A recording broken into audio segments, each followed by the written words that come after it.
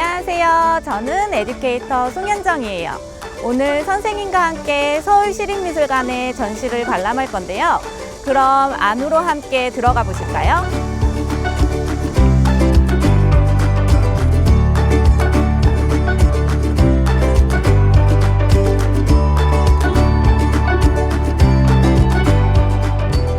서울시립미술관 2층에는 영원한 나르시시스트 청경자 허스토리 리뷰라는 여성 작가들의 전시가 열리고 있어요. 이 여성 작가들은 당시 빠르게 변화하는 사회 속에서 여성의 삶과 역할에 대해 고민한 작가들이에요. 우선 선생님이 전시를 관람하기 전에 도움이 되는 팁을 하나 알려줄게요. 바로 작품 속 이미지들 하나하나의 의미를 상상해보며 감상해보는 거예요. 우리가 새로운 언어를 배울 때 단어의 뜻을 하나하나 파악하듯이 그림 속 이미지들의 뜻을 생각하며 이 그림에 어떤 이야기가 담겨 있을지 함께 알아보도록 해요. 이 작품은 청경자 작가의 생태라는 작품이에요. 작품에서 눈에 띄는 것은 무엇인가요? 맞아요. 바로 뱀이에요. 여러분은 뱀을 보면 어떤 생각이 드나요? 선생님은 무섭다, 도망가고 싶다는 느낌이 들기도 하고 비늘, 허물 같은 뱀의 특징이 떠오르기도 해요. 전통적으로 우리나라에서는 뱀이 허물을 벗으면서 성장하는 특성에 따라 아픔을 회복하거나 새롭게 태어나는 것을 의미하기도 하고 알을 많이 낳는 동물이라 풍요를 상징하기도 한대요. 하지만 서양 기독교 문화에서는 최초의 여성인 이브를 유혹해 먹어서는 안 되는 신의 과일인 선악과를 먹게 만든 나쁜 동물이라는 이미지가 있어요. 그럼 왜 청경자 작가는 많은 동물 중 뱀을 그려 넣었을까요? 작가는 이 그림을 그릴 때 인생의 가장 힘든 시기를 보냈다고 해요. 아버지의 사업 실패, 사랑하는 동생의 갑작스러운 죽음, 남편과의 사랑과 이별 등 슬픔과 괴로움을 극복하려고 이 작품을 그리는 것에 몰두했대요. 작가는 이 작품을 완성하기 위해 실제로 뱀 가게에 가서 매일매일 뱀을 관찰했다고 해요. 무서운 것을 피하지 않고 계속 반복해 그리면서 자신의 슬픔과 어려움을 극복하려 했던 작가의 노력이 느껴지나요?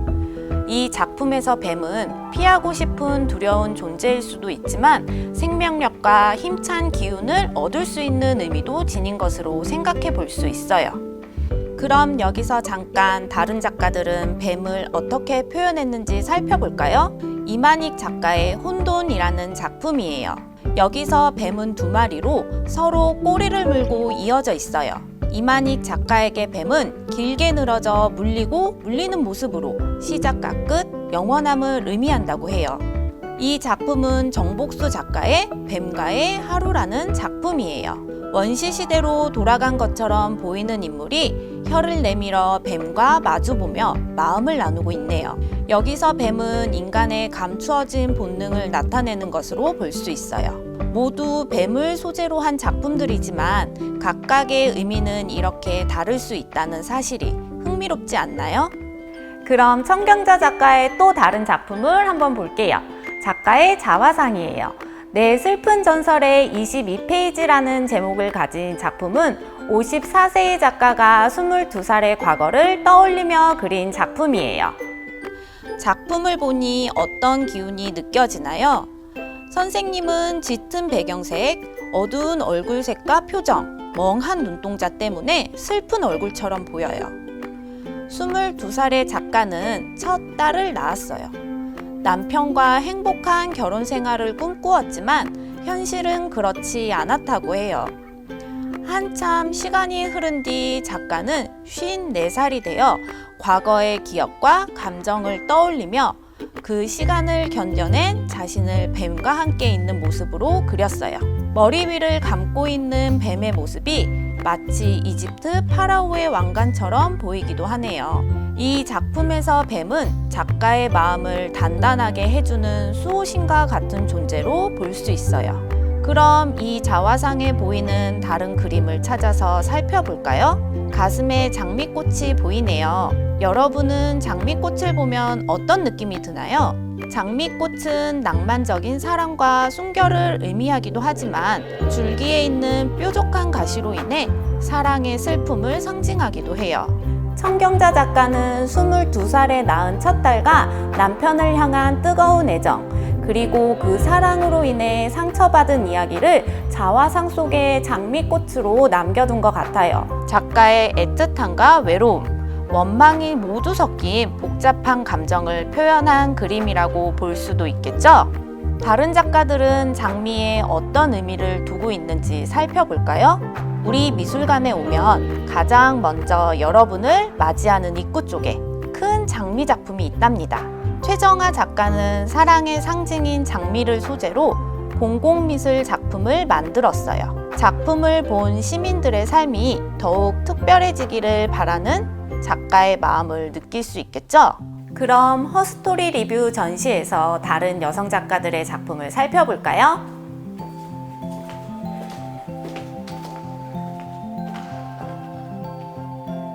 이 작품은 한혜규 작가의 집을 점령한 여인이에요. 작품을 한번 볼까요? 우선 황토로 빚어진 인물이 보이네요. 굳게 담은 인매와 또렷하게 정면을 응시하는 눈, 다부진 어깨, 화려한 치장 없이 수수한 외모를 가진 인물의 정체는 제목을 보면 알 수 있듯이 여성이죠. 여인의 뒤쪽 배경을 보니 기와집 건물이 보이고 그 주변에는 장독대와 식물들이 보여요. 작품의 제목을 보면 여인은 집을 점령할 만큼 강한 존재네요. 이 여인에게는 무슨 사연이 있는 걸까요? 작가는 결혼 후 주로 집안에 머물러야 했던 여성들의 생활과 그로부터 느꼈던 불평등에 대해 고민해 보았다고 해요. 작품의 배경이 된 1970년대에는 보통 여성들이 집안일을 하고 아이들을 돌보느라 집에서 많은 시간을 보내야 했거든요. 반면 남자들은 회사를 다니고 다양한 사람들과 만날 수 있는 기회가 많았어요. 작가는 이러한 현실에 대해 여자들이 좌절하지 않고 스스로 집을 지키고 가꾸는 힘을 가진 존재임을 깨닫길 원했던 것 같아요. 다른 작가는 여성의 모습을 어떻게 표현했는지 살펴볼까요? 오형근 작가의 호랑이 무늬 옷을 입은 아줌마라는 작품에는 1990년대 도시의 나이든 중년 여성의 모습이 담겨 있어요. 이 여성은 짙은 화장과 화려한 옷과 장신구로 꾸밈으로써 실제 자신의 모습을 숨겼지만 어두운 표정에서 불안의 감정이 느껴져요. 흔히 아줌마로 불리는 중년 여성에 대해 생각해보게끔 하는 작품이에요. 이번에는 배를 소재로 한 작품들을 만나볼 건데요. 배는 항구에 잠시 머무르다 다시 항해를 떠나는 특성에 따라 떠남을 의미하거나 드넓은 큰 바다로 나가 겪게 되는 모험을 의미하기도 해요. 김원숙 작가의 구출이라는 작품이에요. 화면 중앙에는 짙은 푸른색 바다에 빠진 사람이 거대한 배를 향해 양손을 들어 SOS를 보내고 있어요. 물에 빠진 사람을 자세히 볼까요? 한 손에는 구두를, 다른 한 손에는 핸드백을 들고 있어서 여자라는 사실을 알 수 있어요. 물에 빠진 여성이 SOS를 보내고 있는 배는 무엇을 의미하는 걸까요? 이 그림에서 거대한 배는 남자를 의미하는 것일 수도 있어요. 여성이 남성에게 도움을 요청하며 살아갈 수밖에 없는 가부장적인 사회의 모습을 상상해 볼 수 있지요. 하지만 자세히 보면 여성이 빠진 바다 가까이에 육지가 있어요. 바로 근처에 육지가 있는 이유는 남자에게 의존하지 않고도 여자 스스로 생존할 수 있다는 의미로도 해석해 볼 수 있어요. 다른 작품에서는 배가 어떻게 표현되었을지 살펴볼까요? 서울숲 조각공원에 설치되어 있는 원인종 작가의 이 작품은 초록 숲을 향해 모험을 떠나는 배의 모습을 떠오르게 해요. 원성원 작가는 땅 위에 세워져야 할 집을 거친 바다 위 위태롭게 떠있는 배의 모습으로 표현했네요. 중요한 재산으로 여겨지는 집에 대해 다시 한번 생각해보게 하는 작품이에요. 그럼 이제 마지막으로 한 작품 더 살펴볼 거예요. 박인경 작가의 길이라는 작품이에요. 동양의 전통적인 재료인 수묵으로 그려진 작품이에요. 작품의 제목처럼 거대한 길이 한눈에 보이네요. 여러분은 길을 보면 어떤 생각이 드나요? 길은 보통 희망찬 미래 또는 현실의 어려움에서 벗어나기 위한 출구 등을 뜻해요. 가까이에서 작품을 한번 볼까요? 길을 이루고 있는 것들이 무엇인가요? 맞아요. 글자들이에요. 작가는 작품을 그릴 당시인 1980년대의 복잡한 한국 정치 상황을 보도하는 신문, 뉴스에 등장한 문장과 단어들을 서로 겹쳐지고 엉키도록 써넣은 것이라고 해요. 이 글자들도 원래 의미가 있었을 테지만 이렇게 화면에 겹쳐지고 엉키게 되면서 글자들은 원래 의미는 없어지고 사람들이 모여있는 것과 같은 하나의 그림으로 탄생되었어요. 그리고 사람들의 거대한 물결은 길을 만들어내고 있죠. 이 거대한 길은 1980년대의 복잡한 정치 상황을 나타내는 문장과 단어들을 이용하여 그린 그림이라는 점에서 우리나라의 역사적 흐름을 나타내는 길이라고도 볼 수 있겠죠? 길을 소재로 한 다른 작가의 작품도 살펴볼게요. 이 작품은 20장의 큰 유리판에 작가의 소소한 기억을 그리고 벽면에 겹겹이 세운 설치 작품이에요. 투명한 유리에 겹쳐 보이는 그림들은 마치 끝없이 갈라지는 생각의 갈래길을 나타내는 듯 보여요. 관람객은 이 길을 산책하듯이 거닐며 생각하는 시간을 가져볼 수 있어요. 친구들, 우리가 지금까지 본 작품들에는 뱀, 장미꽃, 여성, 배, 길 이미지들이 등장했어요. 오늘 우리는 이미지들의 의미를 떠올리며 작품이 전하는 이야기가 무엇일까 알아보았는데요. 이렇게 숨겨진 이야기들을 상상하며 작품을 감상하니 더욱 즐겁지 않았나요? 그러면 이제 우리도 작가들처럼 이미지에 나만의 이야기를 덧입혀 스토리북을 만들어보는 시간을 가질 거예요. 이수미 선생님 나와주세요. 안녕하세요. 저는 에듀케이터 이수미예요. 이제부터 나만의 이야기가 담긴 스토리북을 제작해 볼 텐데요. 먼저 스토리북 제작을 위한 준비물을 살펴볼게요. 먼저 스토리북을 만들기 위해서는 스토리북 키트, 양면 테이프나 풀, 가위, 그리고 사인펜, 색연필 같은 색칠 도구를 준비해 주세요. 그럼 스토리북 키트를 펼쳐볼까요? 이것은 책이 될 몸판이고 여러 가지 그림들이 그려져 있는 아이템 종이에요. 또 하얀색 빈 종이에는 여기에 그려져 있지 않은 그림들을 그릴 수 있는 공간도 준비되어 있어요. 이 그림들을 활용해서 나만의 이야기를 표현해 볼 건데요. 그림들 하나하나가 책에서 튀어나오는 것처럼 만들 거예요. 여기 있는 이 네모난 판들을 오려서 접은 후에 이렇게 책의 빗금친 부분에 붙여서 이 위에 그림을 붙이게 되면 입체적으로 튀어나오게 돼요. 이렇게 튀어나오는 책을 팝업북이라고 부르는데요. 오늘 우리는 팝업북 형식을 이용해서 나의 이야기가 담긴 스토리북을 만들 거예요. 그럼 이제 본격적으로 만들어 볼까요?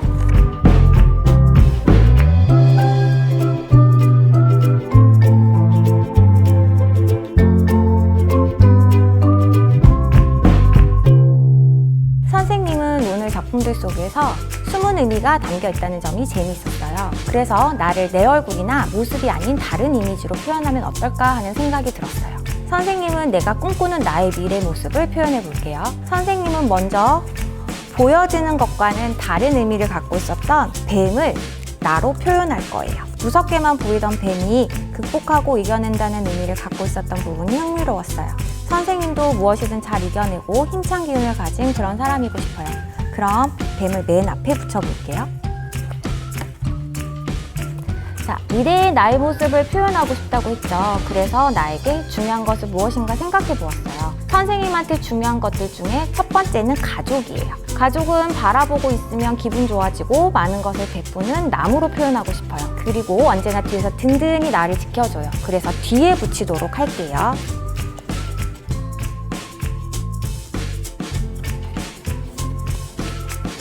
중요한 것에는 건강도 들어가겠죠. 건강을 의미하는 이미지를 키트에서 찾을 수 없어서 선생님은 그려서 표현하기로 했어요. 건강하면 떠오르는 것은 몸에 좋은 음식, 운동 등이에요. 그래서 요가 매트, 샐러드를 그려보았어요. 건강은 나의 건강, 가족의 건강, 소중한 사람의 건강, 모두의 건강을 꿈꾸며 가운데 붙여볼게요. 이제 내가 좋아하는 것들을 생각해 볼게요. 나를 표현하고 꿈꾸는 미래의 모습 속에 내가 좋아하는 것들이 함께이길 바라면서 맛있는 음식을 먹는 것이 중요한 선생님은 맛있는 피자, 햄버거를 붙여주고 여행을 좋아하기에 비행기와 여행 일지도 붙이도록 할게요.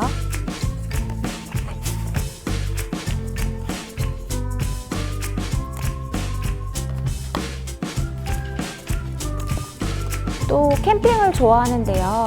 선생님에게 있어 캠핑하면 아빠가 떠올라요.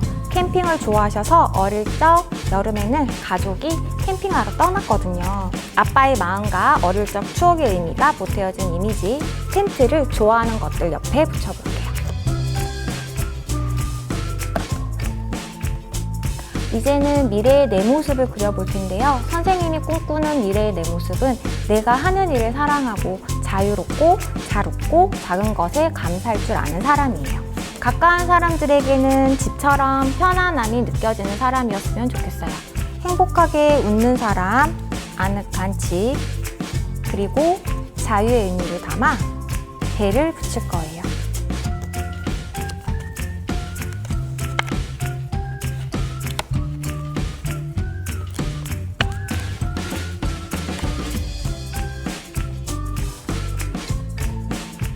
마지막으로 선생님 역시 친구들처럼 미래가 궁금증으로 가득 차 있답니다. 그 미래가 반짝반짝 빛나길 바라며 저 너머의 세상을 비춰볼게요.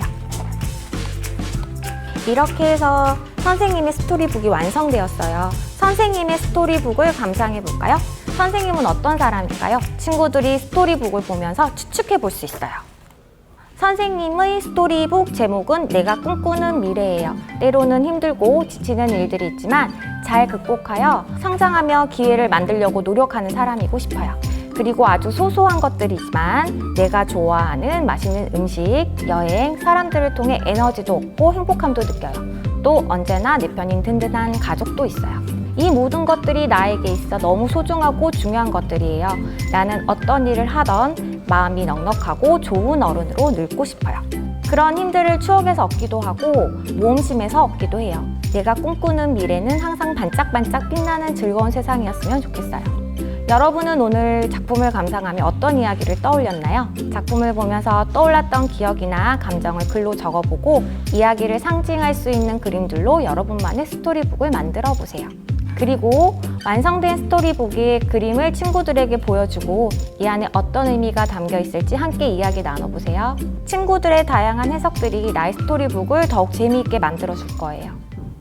그리고 선생님과 다른 친구들도 여러분의 스토리북을 감상할 수 있도록 인스타그램에 세마 스토리북을 해시태그로 달아 사진을 공유해주세요.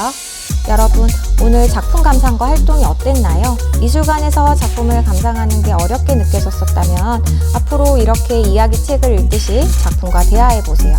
그리고 작품에 대한 나의 생각을 다른 친구들과 이야기해보면 어려웠던 작품 감상이 신나게 느껴질 거예요. 어때요? 작품 감상 생각보다 어렵지 않죠? 친구들, 우리 곧 미술관에서 만나요.